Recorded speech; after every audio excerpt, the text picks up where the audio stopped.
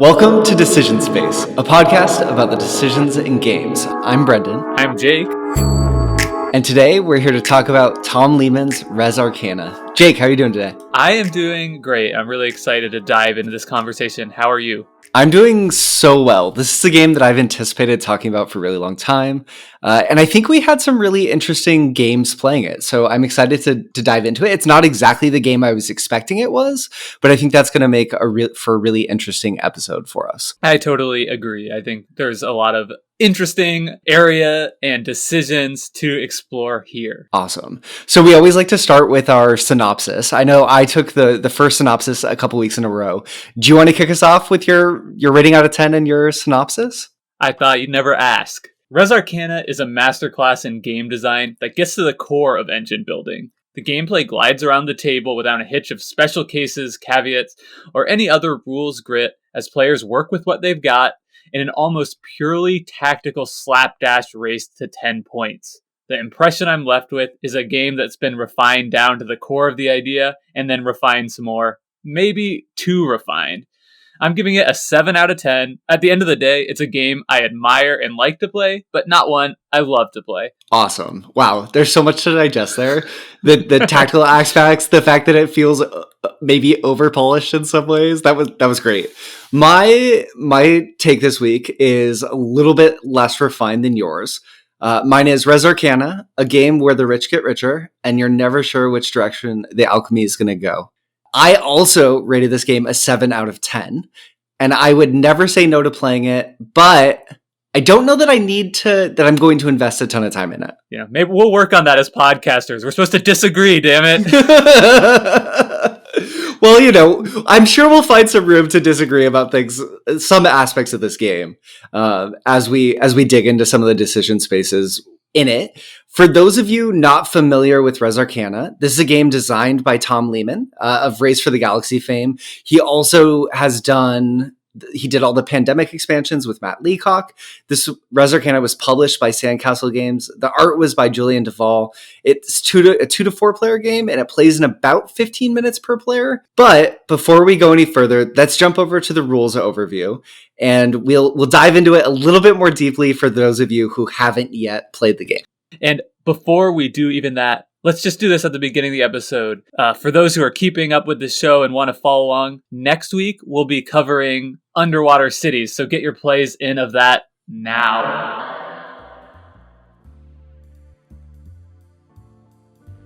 Res Arcana is an engine-building tableau game where players take on the role of mages, utilizing artifacts, magical items, places of power, and their mages' innate ability to grow and transmute the game's 5 resources. Ultimately, players will spend those amassed resources on victory point granting cards.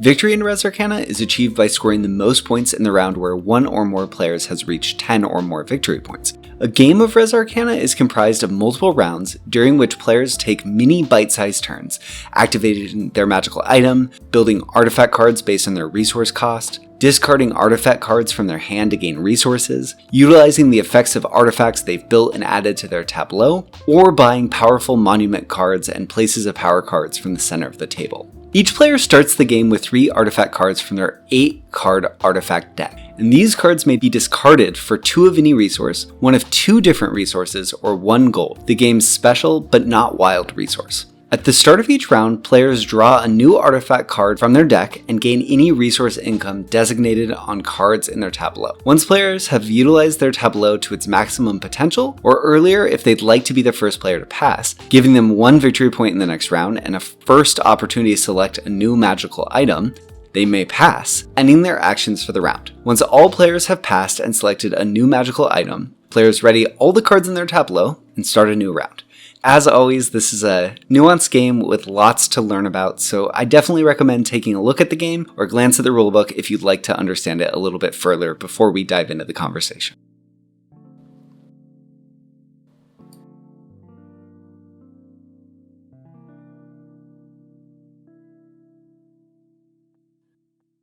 So hopefully that gives you a little bit more sense of the game and how you can approach playing it. But before we get into the decision space of Res Arcana, there's a few different sort of key areas on the table that I think if we highlight, it'll give you a sense for the game. And if you've already played it, it'll give you a sense of where Jake and I are at in terms of where we focused our efforts or are thinking about the game. That sounds great, Brendan. So, I mean, the core of this game is you're dealt a deck of cards, right? Yeah. Okay, so you're dealt a deck of cards, and in this game, these cards are called artifacts. So really, the way I look at the game, these cards are core to what you are trying to accomplish. It's all about those cards and which ones I'm choosing to play in front of me and which ones I'm going to discard for resources. Yeah, definitely. That 40 card deck of artifact cards, each player is dealt 8 at the beginning, or there's a few different ways you can play. There's a drafting variant too, but I think we'll primarily talk about the just sort of randomized cards. But so you're dealt these artifact cards, you have 8 of them, and they really dictate your potential paths and strategies. They're sort of like the fuel of your engine, and they're your input. And then they're also the engine itself once you've built certain aspects. But then also on the table before you, there's a host of magical items. Each player gets one of those a turn. We'll talk about those some. They pass back and forth. There's sort of interesting systems with giving up a little bit of maybe if you pass early, you get a first pick of the items, but you won't be able to pick the ones the other players have. There's some interesting dynamics there. You're each dealt a starting character, a mage, that sort of gives you one core action or sometimes two that you're able to do within the game, or maybe a discount for in some cases for building different things. And then there's also places of power and monuments. These are sort of the end goals. They're the destination that you're trying to get with your artifact engine. Building these essences to sort of pump resources into the monuments or into the places of power, which really are the way that you score ultimately in the game. Right. You can almost think about the monuments and places of power as the shop, right? These things are available. The places of power, there are 5 available at the onset of the game, and they all have a very high cost. So that takes some time, or, as we'll talk about later, at least some commitment of effort in order to get them. And the monuments, similarly, are also worth points at the end of the game. They're worth 1, 2, or 3, and they all cost 4 gold. And you'll have 2 always available that you could purchase, or you could take the top one from the deck. And there's only 10 of those in the game. So, towards the end of the game, there's may only be 2 or 3 left, and you might have a reasonably good shot at just getting the one you need by taking that top blind card. Yeah, definitely, which is a really interesting sort of decision from a design perspective to have such a limited pool that players, once they've played the game enough, have a strong sense of what's there. And I think tied to that are the places of power. We mentioned that there's 5 used in every game. Those mechanically, just so those of you listening, if you haven't played Res, those are these sort of oversized cards that are double-sided. So there's ultimately 10 places of power in the game, but only 5 that are ever used. And the combinations are really dynamic, but they're always being pulled from the same small pool, which keeps the game constrained in sort of an interesting way. And I guess before we get into the sort of different interesting decision points specifically, we'd be remiss to mention what you're doing with it, not mention what you're doing with your engine. And fundamentally, what you're doing with your engine is converting resources, red, green, blue, black, and yellow, the sort of special but not wild resource, into different resources, trying to amass them, and then dumping them into those monuments and places of power, or maybe into artifacts that you've built some too. Yeah, and the monuments and places of power all have abilities too. So it's not as though you're just buying victory points that do nothing. Some of the monuments may allow you to draw additional cards, get more resources, and the places of power can similarly increase your income once you've had them. And they often allow you to pump the resources you're generating into them for additional points. So, for example, there's one card called the Catacombs that costs a bunch of black, the black resource in the game, which I think is called Death. But it's one of the 5 colors in the game, and it not only produces it, but it gives you the ability of you're able to pay 5 death at a later point once you've had it to basically put a death marker on it, indicating that's worth an additional point. So it accrues in value, and it gives you a way to focus your engine even further. And a lot of the places of power work similarly. Yeah, and those places of power from what we experienced, Jake, and I guess maybe before we jump into the decision points specifically, each of us could talk a little bit about our experience with the game going in and Yeah, maybe let's how do we that. ended up playing it. Yeah, you dive in first because I know you have a really interesting history with this game. Yeah, so I was really excited when I saw this game pop up on Board Game Arena.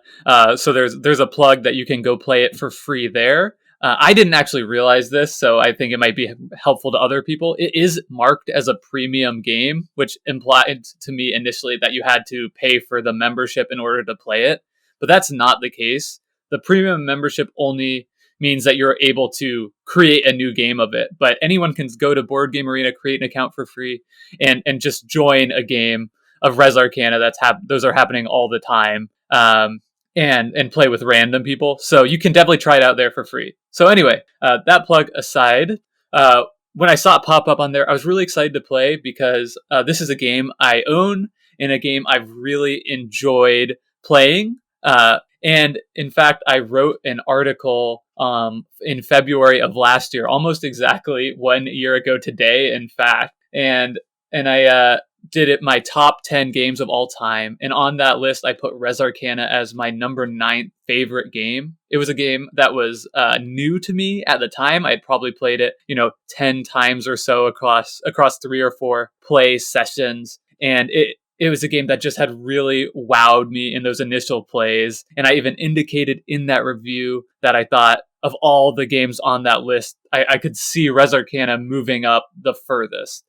So it's a game I love, and when I saw it pop up there, I was like, we have to do it for the cast. Awesome.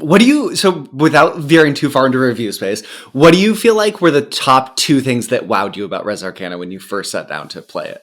I think this game just exudes like craftsmanship of game design. I feel like every single card, every place of power, all those starting mages, they just gave me like a curated feel, which is hard to put into words. But I think it's something like that just comes across when you first set out to play this game, that like this is a game that is so thoughtfully designed and is really worthy of study and exploration. And that's something that really appeals to me. And then the other thing about it is I found this game like a really great, almost gateway level game. I think a lot of games of similar ilk in this kind of like engine building and even more generally a card game space where you're trying to like create combos, and build an engine, really kind of suffer from rules grit at times, where there's like the way all the cards interact like necessitate the need for not necessarily errata, but just like special cases, and not understanding like if these 2 effects are happening, which happens first, why and how to resolve that. And I just find that Res Arcana is so clean to play. There's just aren't those special cases, and yet it still provides that really satisfying engine building experience in such a lean and compelling package. And this game in person is really beautiful. And I think that's something that's important to bring up since we've been playing primarily on Board Game Arena. It's like a small box. It's really well packaged together, and the components feel nice to play with. You mentioned the big oversized cards. It also has those wooden essence bits. So instead of just seeing numbers tick up on your screen, you're like collecting piles of these nice looking wooden components in front of you. And that, I think, feels really fun and satisfying in person in a way that you don't get playing online. Yeah, definitely. And the essence tokens too, I love that they're all different shapes. They're not just different colors. So it works for sort of colorblind play too. That's amazing to me. This Res Arcana for me was a game that I had been tracking for a really long time because I really enjoyed Tom Lehman's previous game, Race for the Galaxy. And Res Arcana has a similar visual linguistic style, right? So that's what I think is so key about this game too. If you're listening and you've played Race, you know that icons and iconography play a huge role in communicating how the cards work. And that's definitely the case for Res 2. There's a little bit of a language that you have to learn at startup, but because the iconography is used so consistently, it's what eliminates the potential for edge cases that you might see in a card game where cards fundamentally break some of the inherent rules of the game. That's the idea of sort of card games like this. But because of those icons, the rules are so consistent. And I think that makes the learning curve well worth it. And once you, I would say, spend 10 minutes learning the iconography, maybe not even that, it's so easy and all the cards just make sense. There's not too much text to digest and it really clicks. I was going to say, is there any text? Oh, just so little, sometimes in values, right? But really not a ton. Yeah, basically zero text on the cards, Yeah. which is something that like you can almost miss. And I think that says a lot about the design in and of itself, as you're saying. Can I just do one petty criticism? Please. Yeah, get all the stinkies out. So obviously this game hasn't risen into my top 10 just based on my rating. And I think we'll get into some of the gameplay reasons for that as we talk about the decisions. But another reason is like, this is petty and subjective, but I don't love the theme. I mean, it does loosely get into, there's kind of like some loose alchemy stuff that makes sense with the conversion, but it's also just like a very generic fantasy stuff, dragons, potions, mages, and that just doesn't do anything for me. But more than that, I've had a hard time introducing this game to people because it just like, it could not look more like a gamery game. Yeah. You know, in a world of where we have, you know, wingspan and stuff like that. I just like, if this game was about butterflies or birds or, you know, some interesting culture in the real world, I think it would be so much more accessible to folks. And like my mother-in-law, for instance, she played Tzolk'in with me and Bridget over winter break, and she saw this game, and what she said was, I can't understand that just because of the theme. And like, this game is way easier to play than Tzolk'in. Like, that goes out saying, but it can really be off-putting to some folks just because, you know, it just reads in a certain way. Yeah, definitely. And I think the fantasy artifice doesn't have a huge payoff. It's not creating an entire world. It's existing within this sort of like fantasy milieu type space that like, we're just pulling from here a little bit and here from a little bit. And like, you kind of get the idea. It's sort of like nudging the player, right? Like the idea is that the theme fades away. There isn't world building, but there is fantasy. And I think that probably is one of the great weaknesses of the game. Though the art is beautiful. The art and components are beautiful. It's a lovely package. I just felt like that was because I've had that experience. You know, and similarly, like, my wife says the same thing. You know, it just doesn't appeal to her thematically. And I think as we're trying to like welcome more and more different people into the gaming space and hobby, you know, I don't know that we need, you know, when a game could be thematically be about anything, as this one certainly could, like, it doesn't have to be Dungeons and Dragons. Yeah.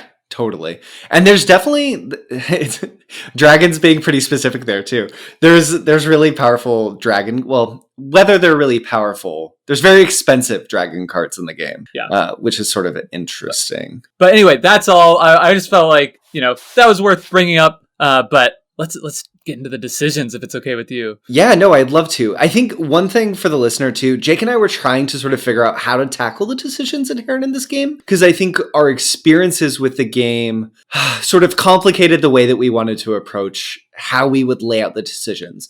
But I think the best starting point for us to tackle the decision space in the game is to talk about turn one strategy. Res Arcana is a game of almost entirely open information. Not completely. There's hidden cards that you have in your deck, though you generally know what they are. There's some hidden monument cards. But from there, you generally can see everything at the outset, which makes picking your path to victory a pretty important, I would say, aspect of starting the game. Yeah, I totally agree. And there's also hidden cards that exist in your opponent's deck, especially if you randomly deal it. But even if you draft, you don't know which cards they're holding in their hand. But that doesn't feel like it does in many other card games, because not that there's no interaction, but the interactions are very consistent. Like, you can just assume that there's probably going to be a dragon in your opponent's deck, and all the dragons essentially have the same effect.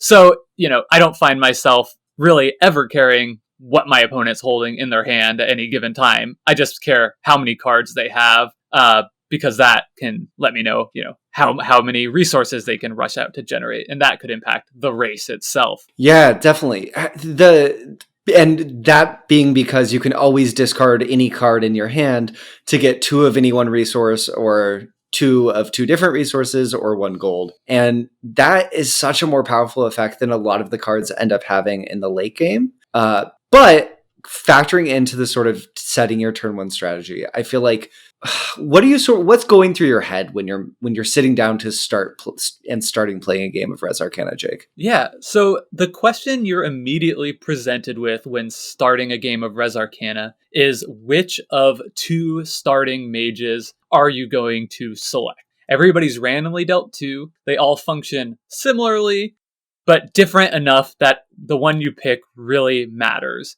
They may provide you a different type of resource or a different special ability. Some mages allow you to protect yourself from a dragon attack, where others allow you to reanimate one of your artifacts to get two uses out of it in a single turn.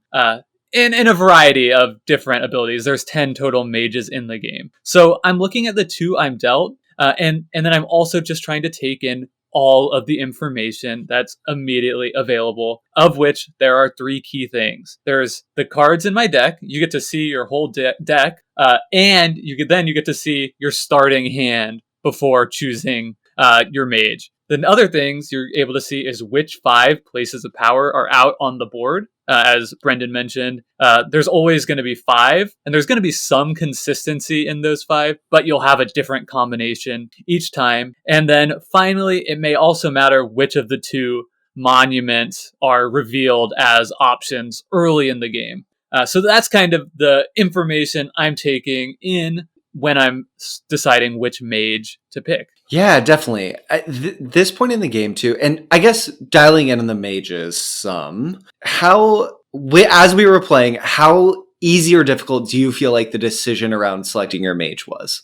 I think that is a very dynamic question because it really depends which 2 you're dealt, right? If you're dealt one that seems to function well with your deck and what you're trying to accomplish, and one that doesn't at all, then that's almost, the question of viability can almost make that feel like a not choice. Sure. So the only time when it's really hard, I think, is if you've got 2 that seem pretty much even in terms of their viability.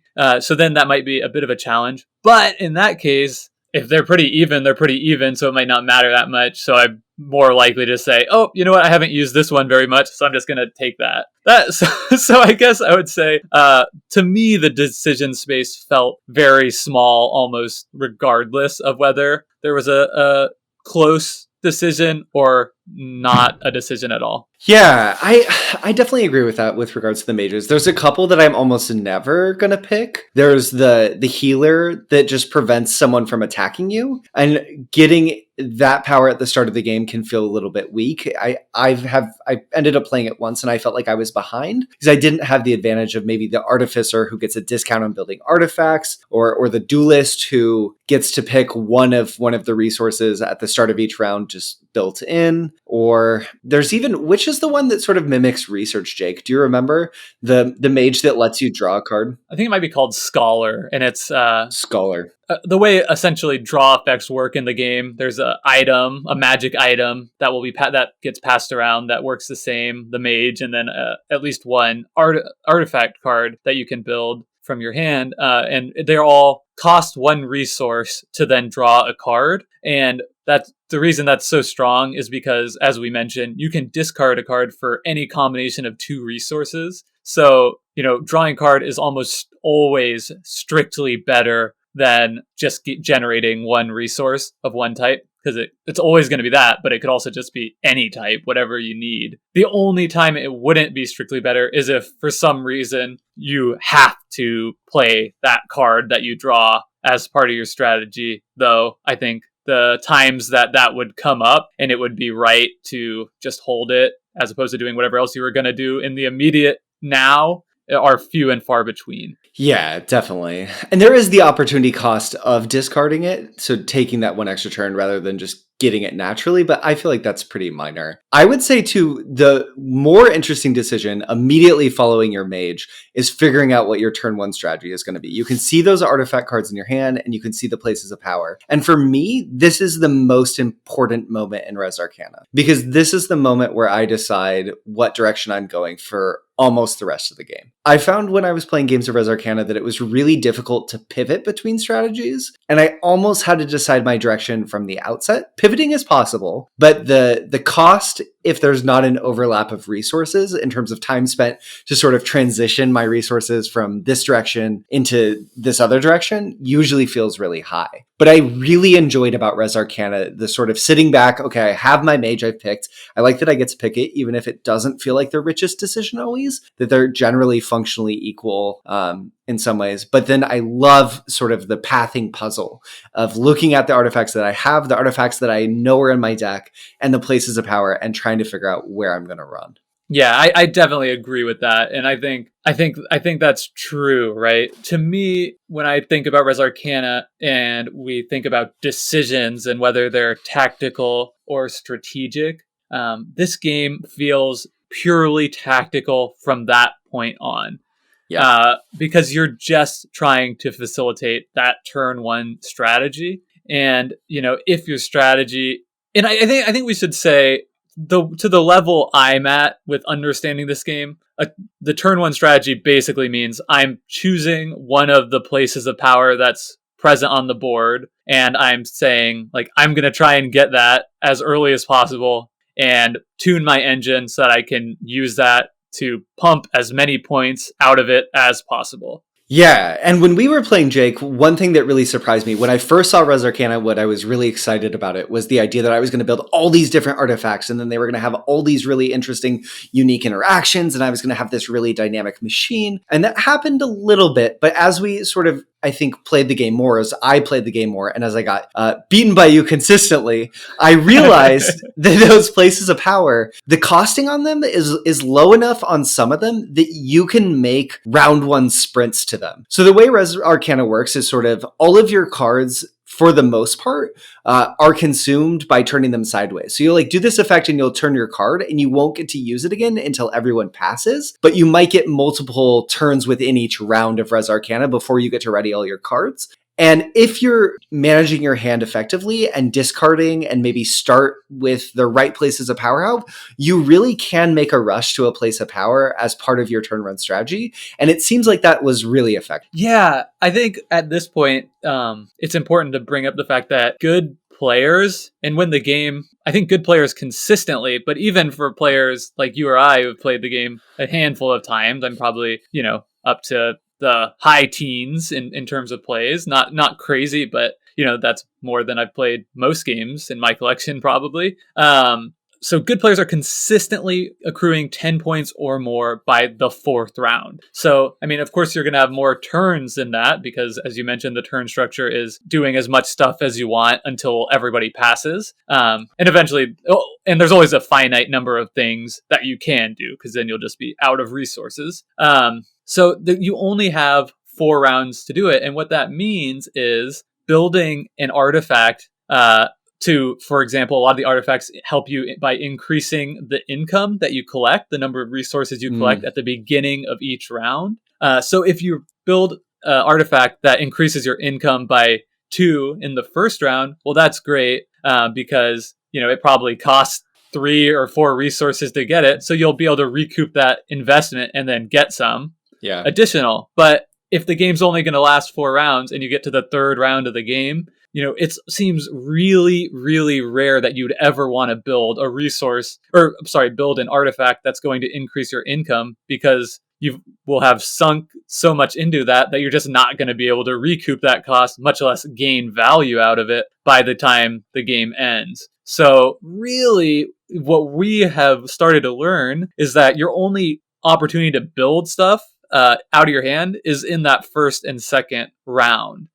So I think, again, that leans into how important it is to decide where you're ultimately going before the game even really starts. Yeah, and I think that aspect of the game is something that a lot of players might really enjoy and a lot of people might bounce off of. I think if you're the type of gamer who likes games that games in which you feel like you have a ton of agency. You can take in all this information and then make one right decision and then see if that decision pays off or not. You might love Res Arcana. There's a little bit of room to sort of mix up and adapt to other people's decisions within the game, but not a ton. If you're the sort of gamer, or if you like games where you get to just try things and see how they play out, Res Arcana might end up being a really frustrating experience for you. And a huge aspect of that is because of the importance of this sort of pre-turn one decision in a lot of ways of what your path is going to be. Yeah, I think that's really well said. And,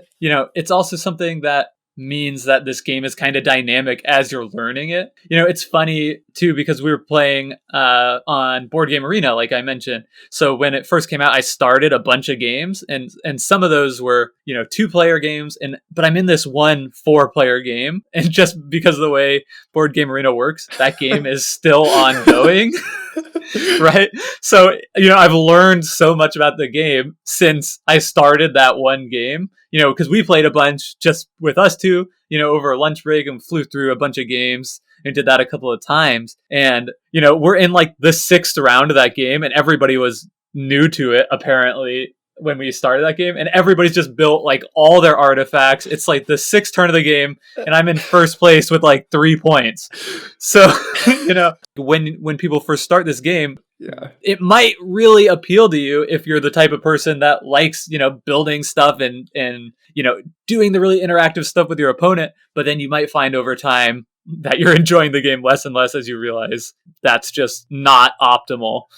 Totally. And because of the importance of those early round one decisions, having learned as much as we have about or as much as I have about Res Arcana since then, I feel like that game is stuck in like oopsie newbie purgatory where I'm like, I've done so many silly things that taking a turn in this feels kind of futile. Like, I just would rather restart. Like, let's just start a new game. Yeah, it's like, I guess I just attack with my other dragon. Right, exactly. Yeah. So, yeah.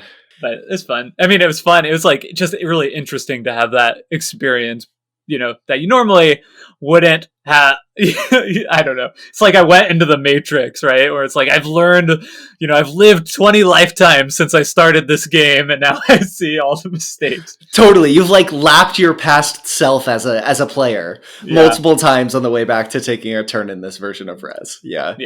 I feel like one of the things that changed the most for me too, as we started to play, was I learned the importance of the multi-purpose cards.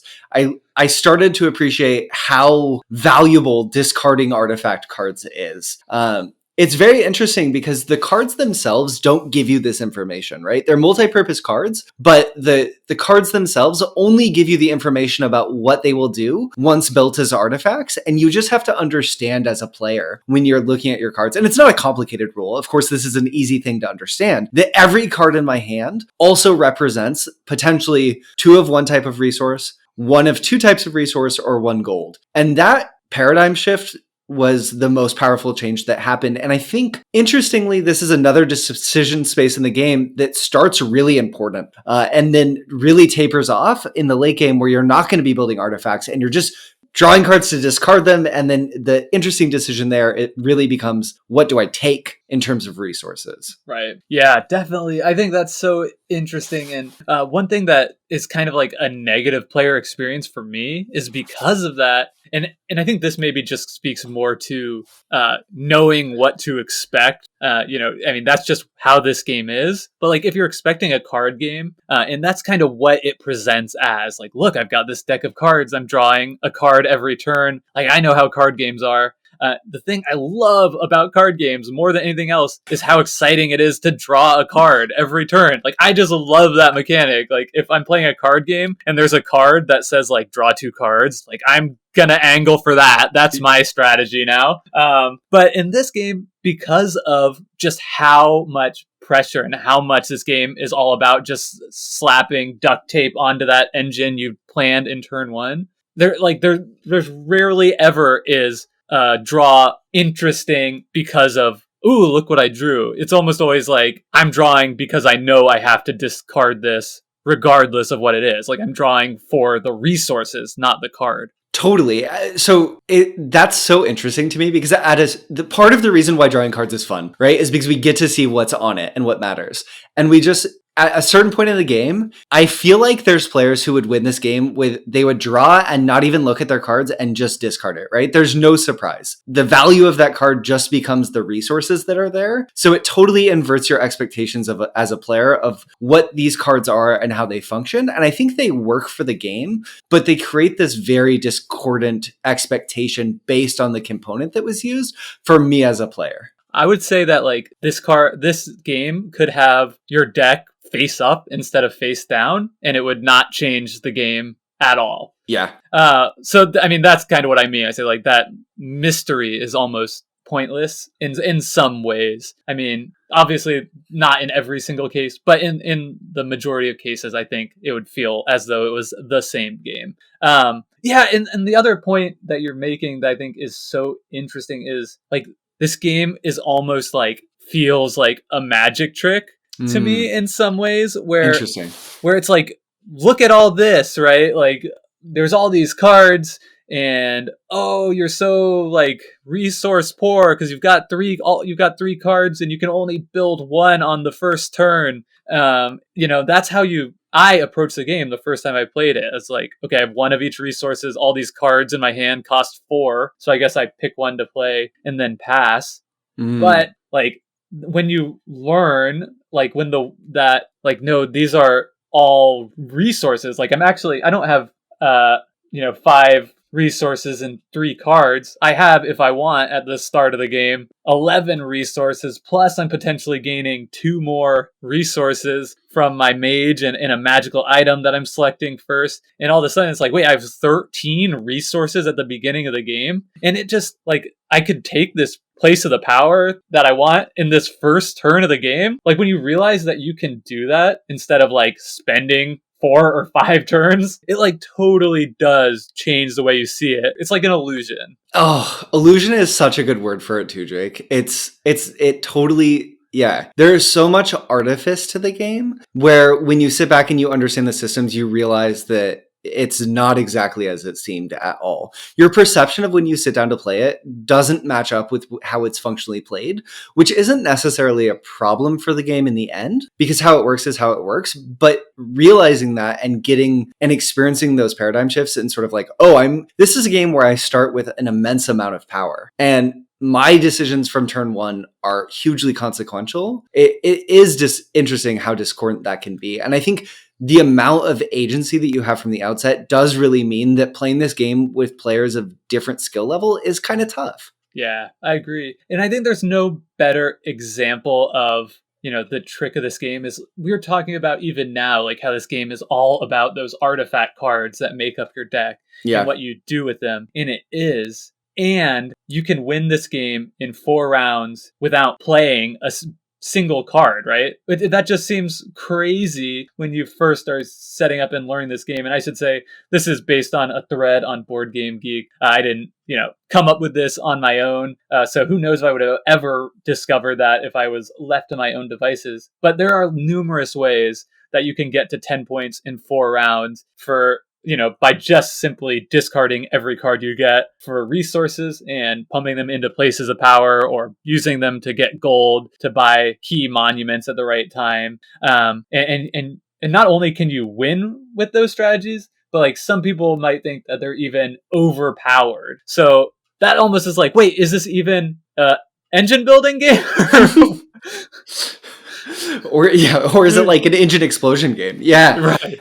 It's interesting too, and I think within that thread, you shared it with me and I took a quick look at it, and it was interesting because Tom Lehman popped up and sort of said, no, these things aren't broken. We knew that these could happen, but we gave players all the tools that they would need to address that at the table. We've equipped the players with the tools to keep players going for these sort of really powerful strategies in check, which is true. But again, if you're playing with players who don't see that, if you're playing with players of differing skill levels, they might not know that they have to build into this sort of thing to keep one another in check. And I will say, you've played this at multiple players, Jake. I've primarily played it at 2. I have been playing that 4-player game that we started at the beginning. But I think I enjoy this game the most at 2 because of the zero-sum nature of 2-player games.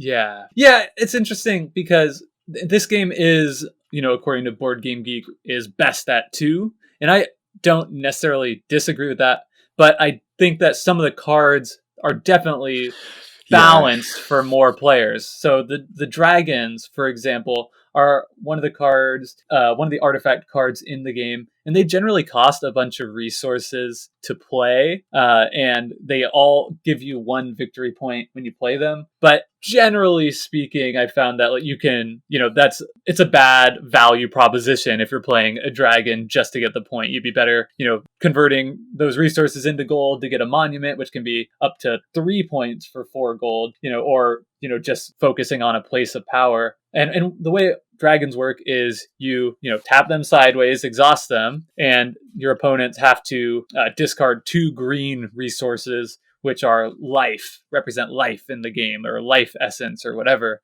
And if they can't, then something bad happens. They have to discard 2 of another resource, and that is certainly player interaction. There's no way around that. But generally, the cost of playing the dragon, you have to dump so many resources into that even if it's successful and your opponent does have to get rid of a few resources, you're still not necessarily breaking even on that deal if you're just playing with one person. And there are a bunch of ways that you can prevent that damage. One, which is just passing. If you pass first, then the dragons don't do anything to you at all. So it just seems like in a 2-player game, those cards are pretty poor. However, maybe that's not true. And again, I haven't done as much at higher player counts. But if you're turning it sideways, and instead of just one person losing 2 green, 3 people are, clearly that's a lot better. I don't know if it's good. I don't know if it's optimal still.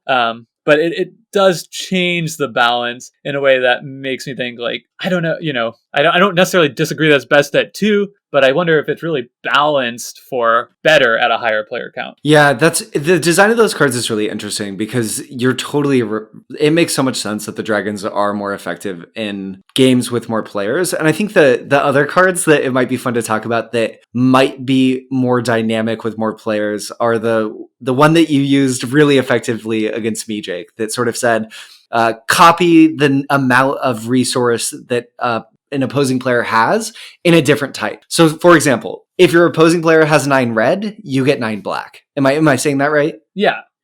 I can't remember exactly there's a couple of different artifacts in the game that work with that same kind of mechanic. So Jake and I were playing this game where I decided my turn 1 strategy, and this is probably on me that I didn't decide to pivot. And Jake, my turn 1 strategy was, let's say, hypothetically, going for the place of power that needed 9 red. And Jake really intelligently built an artifact that said, copy your opponent's red cards. And I should have just pivoted away and said, oh no, I'm not going for this at all, because your ability to copy my progress was so powerful for you just by turning that card sideways. And then I think you had to reanimate so you could turn it back up and do it again. Yeah, so you pretty much doubled it. That was game. Pretty much my strategy became just activating this one artifact as much as possible. Yeah, and then you have all these outlets with other items where you can transmute them into other things. And maybe that gets more interesting in a more player game where people are forced to go into certain colors, so the power level of those are higher. Whereas in a 2-player game, though I tried it, at this point in time, if we went back and played a 2-player game again, I don't think I would have the decision to go up in that resource because it's too powerful to have you just outright copy the progress that I make. Right. And yeah, I think the way you phrase that, you wouldn't have the decision, implies that, because you just realize now that that's just not viable at all. And I think that speaks to kind of a larger dynamic about a game that is this tactical, in that the more you learn about it, I feel the decision space has been shrinking for me. Yeah. I don't know that as my mastery of the system increases, if it will begin to start growing again, now when I don't just know, okay, I can go for these turn 1 places of power, as I start to identify other ways to get to 10 points in 4, if it will start to feel like a bigger or more dynamic game. But right now, it really feels like I make that turn 1 decision and then I'm just watching the game unfold. And it's still satisfying. It's fun to see what happens, and maybe this speaks to partially because we've been playing on Board Game Arena, where, every turn is essentially a micro turn. You're just doing one tiny thing and passing back and forth. It really has illuminated for me how much in each of those turns, like, I'm not really choosing anything. I'm just doing the next logical progression of my initial plan. Yeah, it feels a lot like you're winding up the machine in turn one, and then from there you're watching how the machine plays out as you're taking the actions that you feel like you have to take in front of you. And there's certain decision points potentially within the game that I sort of want to matter more. When you pass, seems like it will be really important, and it certainly can be. Passing in a round gives you a 1 victory point going into the next round, a sort of like token that gets passed around. And it also lets you have a first shot at some of the artifacts in the middle of the table, the sort of core actions that affect how you can approach the game. But because certain players, if they're still in, their artifacts aren't in the pool, you pick an item, not artifacts, items. You pick an item the second you pass. So for me, the sort of passing decision felt less like a important timing decision rather than I'm going to do everything I can possibly do in my turn. I'm going to be the most efficient I possibly can. And unless I know that 1 victory point is going to be key to me winning or key to me denying the other player a win, I'm just going to fully play out my turn. Definitely. I think that's right. I do love that the fact that passing first in a round is worth 1 point. I think that's a really cool game design feature. And while it's usually you're just doing as much as you can to maximize your efficiency, the game is, close enough and designed well enough that it's not totally uncommon that, the being able to pass first will be the difference between 10 and 9 points in the 4th round. And the fact that, okay, if I choose to be just slightly less efficient and forego 1 resource and I take this so you can't win this turn, like, I know my engine is built up to the point that I'll be able to go higher than you in the next round to win in 5. So I think that is there. But again, it feels more like something that just plays into the tactical fabric of what is playing out more so than, it's a really tough decision. I mean, I guess it can be a little bit of a gamble, but there's so much open information. Generally, you can just math out, like, okay, they're going to get to 10 if they pass. So I have to pass first, so I will. Yeah, I think that's really interesting. And one reaction that I had to Res that it's such a tactical decision, sort of looking at the game state and saying, okay, I have to pass here so I can get in and then get that 1 player point, deny you. Then my engine's going to be, it was more powerful, but slightly slower. And that will let me get ahead. And maybe I'm going to then snag one of these monument cards that checks for victory. I feel like there's part of the design functionally is sort of saying, here's a ton of noise and this game is going to be really hard to grok just because there's so much going on. And I don't think this is a good or a bad thing, but for me as a player, I think that it made it hard for my brain to feel excited with the progress that I'd made and not anxious about all of the other things going on that might matter some, but I just don't know that I can focus on them enough to factor them into my decisions. I think that is super subjective because I don't know why, but maybe this is like a type of noise that my brain is just good at deciphering thanks to, lots of too many hours of Magic the Gathering as an 8-year-old or whatever. But, but like, I think this goes back to our question on decision space. And if you our discussion on decision space, and if you haven't listened to that, it's our last episode we recorded. I think you will really gain a lot out of listening to it, but so go back and listen to it, please. But I think like how difficult it is for you to understand what your best option is going to heavily impact the subjective experience of making decisions in this game, to the extent that for many people, or just people who are very experienced with this game, more and more decisions you will realize there's only one viable option and it's just about getting to that path. Where obviously when you're less familiar with the game, you'll be making more genuine decisions because you don't know yet what's better. And I think that's kind of like where I'm at with the game right now. But I don't know, again, does it grow once I just get to that next level of understanding? Yeah, that's really interesting. That sort of at the outset of your experience with the game, Jake, you sort of felt like the decision space was going to be huge. There was all this potential for combos. Then the more you played it, you realized that the viable decision space was much smaller. And now if you're sort of like at this precipice, like maybe there is more game, maybe there is an even richer decision space, but the opportunity to the cost of getting there and the sort of play group, it would be a ton going into it. And I think that that's really how I've experienced the game too. I think that the number of, because the player agency in the game is so high, you start so resource rich, you can accomplish almost anything. It's so easy to do what you need, the right thing on a turn, the ideal thing on a turn, in any given turn, because of the high player agency nature of the game, starting so resource rich, etc. It feels like it's a game about knowing the right decision for the seat that you're in and then playing that out. What do you feel now that you've played more than 10 games of Res Arcana? What do you feel is the most interesting potential decision that you've been offered to make by the game? Well, I mean, I should say, like, I'm not the best at this game. And you know, even in recent plays, there have been numerous times where I get to my next turn and I realize, oh, I'm 1 point short. I took the wrong magical item when I passed. If I had taken this other one, I would have been able to win.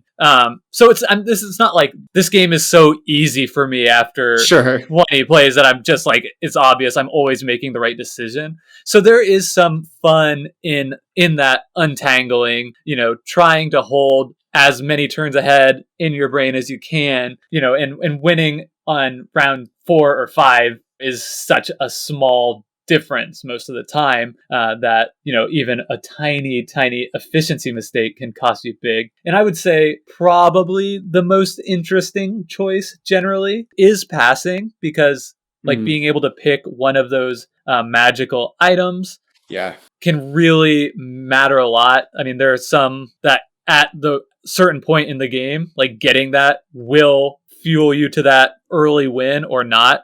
I think some of the ones that really come to mind are, there's one that lets you reanimate an item to use it, or an artifact or place of power to use it twice in a single turn. You know, that one is a lot of times in the 3rd or 4th round, that's just like get 1 point, which is huge compared to like getting a single essence or something. And then in other cases, other ones will be more important, but there will often be like, I know like this is the one I need that's out there. So it is important to me to plan out my turn that I'm doing as much as possible and passing in time to get what I need. And then I do think there is some interplay there about when you pass. Sometimes you can even like take extra turns that literally have no benefit to you just to stall, to force somebody to pass first, which is kind of interesting if you're trying to play keep away with the item that you have. Like if you're sitting on that reanimate one in the 3rd round, you might really want to change your strategy so that you're the last person to pass, if at all possible. But I still wouldn't say that's like the decision itself is the interesting part. It's really more like the homework. Yeah, definitely. I know I'm supposed to disagree with you because it makes for more interesting conversations, but I'm just going to agree because I think that the passing and grabbing an item is the most, maybe interesting was the wrong frame, but it's definitely the most rewarding decision point that comes up in the game. It's fun getting a new ability, a new effect that you can do with those items every turn. And I found that the decision at the outset of like, what's my path to victory from the place of power? What place of power am I going for? Generally just like, I usually, it leaves me feeling frustrated. And maybe that's because I'm not as good at the game as I need to be. And that frustrates me. But I wish there was more flexibility once you have made that decision and then committed to it. Let's just briefly touch on drafting, because I think that's something that could really, to some people, it definitely makes them feel like that first part of the game where you're setting your strategy is a lot more interesting. I think based on just conversation I see online about this game, a lot of people really recommend that variant where you draft your 8-card deck of artifacts at the beginning of the game instead of randomly dealing them out. So we played it both ways. What are your kind of initial thoughts on whether you would recommend the draft variant, or did you find it interesting? At the outset, I was really excited about the draft variant. I thought having even more agency over the set of cards that you would have at the start would be I thought there would be a lot of room for interesting decisions there, and there are, but personally the way that I've come down on it, if I'm playing Res again, I don't want to play with the draft, and I think it's because it produces opportunities. It makes the room in the game to, you have to be even more perfect. It makes the game even spikier when I want the game to be more flexible. How about you? Yeah, I also don't like the draft variant. I mean, I don't dislike it. I'm fine with it. You know, if somebody's like, let's play Res Arcana, I'm cool playing it either way. But it wouldn't be my preferred choice, but for totally different reasons. I actually don't think it changes the difficulty of the game because I don't think the draft matters that much. I just don't believe the cards that you have in that starting deck really has that big of an impact on your ability to win the game, because discarding them is, you know, almost certainly more valuable to you than playing the cards at the halfway point of the game. So really, it's only, as long as you have, you know, a couple cards in your deck that are okay to play first turn, that's all that really matters. And as we've discussed, you don't have to play a single card to still win the game. You know, depending on what what starting mage you get and maybe the monuments available and places of power early on. So I feel like people recommend it because of having a bad initial experience where they think, oh, well, like I couldn't win because my deck didn't synergize well enough. But the more I play it, the more I realize like you can definitely win this game with any type of deck, since you don't need to play the cards at all. and so I would just rather keep the playtime down. I would rather play. I think it's just not worth the extra time to draft. I'd rather play 2 games in an hour than 1 game in 40 minutes. Yeah, well put. I totally agree with that too, Jake. So what's the future for Res Arcana and you? Do you want to play this game more? Do you feel like you've played it enough and you have a good sense for it and you've enjoyed it, but you're done with it? Like what's next with Res Arcana? I think it's still a game that I am happy to own. It's not going on the sell pile by any means. I feel like there's more to unlock, and it's interesting too because I actually like Res Arcana is the last game I played with my gaming group here in St. Louis before shutdown has forced us all to quarantine up through now. And when we last played it, we had a great time. It was a friend of mine who I've played a bunch of games with before, and one new person, and we all played this game. We played a couple of times, and it was just a blast. And I still hold on to that memory of, you know, introducing this to new people and having it be such a success. I do think it's easy to teach, and you know, if the theme isn't off-putting, it can function well as a gateway game even for folks. But you know, I just the experience I've had is one where I started enjoying it more, and now with subsequent plays, I've been enjoying it less and less. So if that continues, then I think eventually it'll be a game I move on from. I don't know why, but I really believe that as I learn more about this game, maybe it's just faith in the designer or faith in, you know, what I perceive as like this ultimate craftsmanship in the design of these cards in the game. You know, I believe that at a certain point, something will unlock and the decision space will start growing, and that will increase my appreciation for the game again. How about you? Yeah, it's definitely, no matter which way you slice it, Res is a game that gets better the more you understand it. And I think I would, if someone offered to play Res Arcana, I'm down. I'm playing it anytime someone says, hey, do you want to play a game? I don't know that I need to seek it out and have it in my collection and share with other people. But if there was a Res Arcana app where I was just playing against the computer, I think I would be really excited to play this game that way because it is so puzzly. And I think that I am still intrigued by the potential different routes to victory in the game. And I want to explore the systems. I don't know. It's such an enigma of a game because I feel bad saying this because everything about Res Arcana I wanted to love at the outset. And I have wanted to play this game for about a year, so I was so excited when I saw it on Board Game Arena and you mentioned it. And then for some reason when we play it, it's just not the slam dunk I thought it would be. So I would play more, and I would definitely play more if it was an app, but I think I've had my fill. Can I I'll give you a recommendation to try it one time in person if the opportunity presents itself, because like Board Game Arena, and I think like with any game you're playing online, especially asynchronously,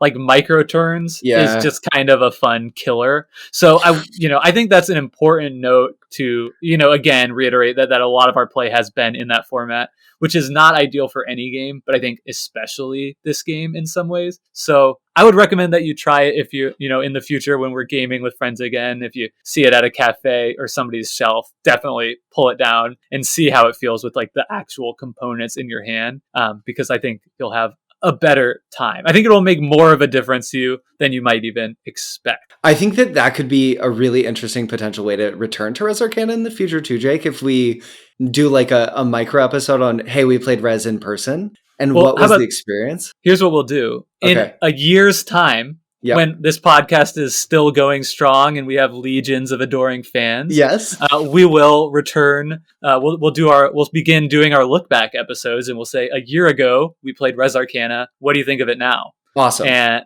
so look forward to our continued thoughts on Res Arcana in 1 year.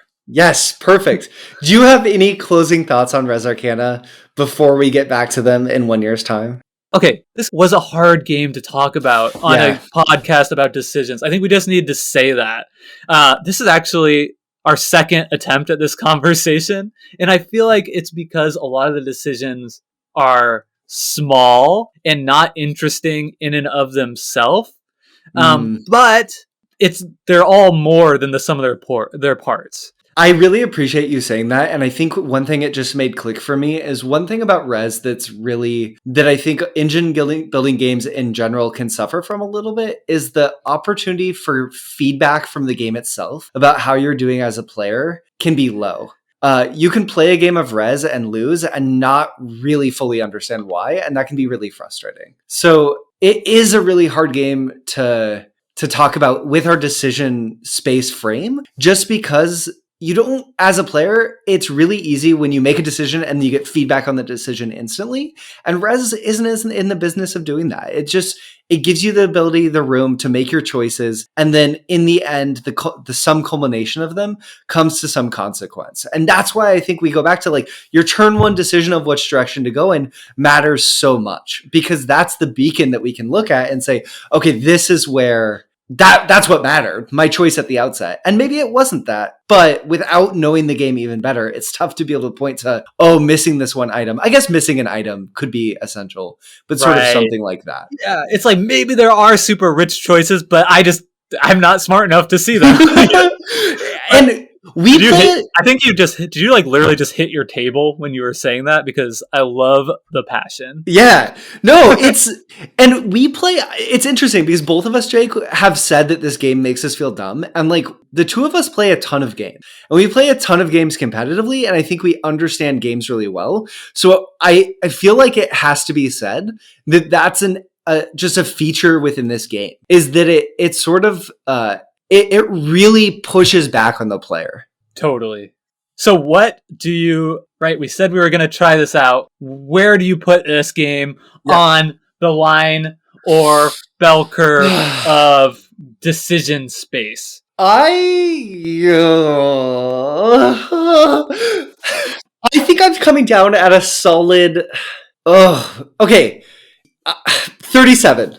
1 to 100, 1 being, or 0 being a game of no decisions, 100 being the unfathomable or a game of intense, unbelievable complexity. / the game of life. / the game of life. For me today, 37. Where are you at with it, Jake? I am at 11. I feel like this is, the caveat has to be said. I love small decision space games, and I really enjoy this game too. When I think of my scale from Candyland to the game of life, once I've set down my starting path, I've picked the place of power I'm going for, I feel like to some extent I'm just walking down that road to Candyland. So it's an 11 for me right now, but it'll be really interesting to see how I feel in a year's time. Yeah. That's great. And listener, if you have thoughts on where this falls within the decision space spectrum of 1 to 100, both Jake and I would love to hear from you. And one of the best ways you can reach out